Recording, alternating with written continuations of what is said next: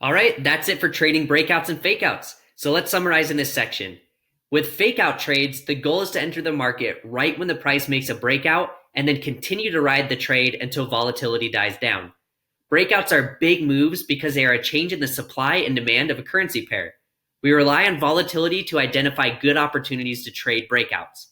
Volatility measures the overall price fluctuations over a certain time. We talked about using chart indicators to measure a pair's volatility and spot potential breakouts. We talked about using moving averages, Bollinger Bands, and ATR or average true range.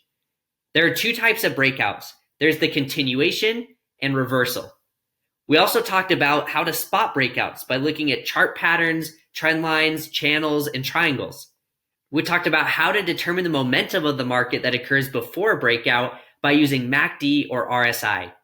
Then we moved on to fading breakouts, which simply means trading in the opposite direction as the breakout.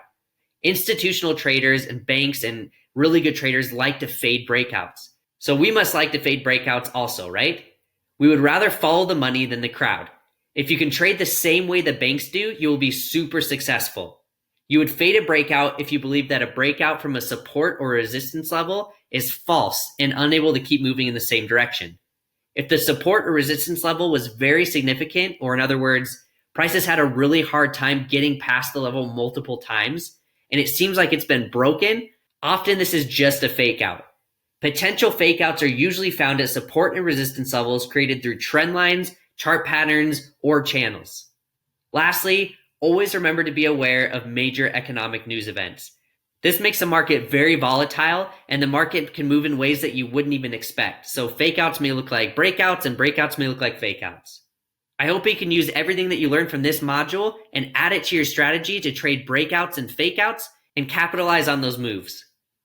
Hey, thanks so much for watching. Make sure you join our free Discord channel to get access to all the cheat sheets and a bunch of other cool bonuses. The next video in the course is right here.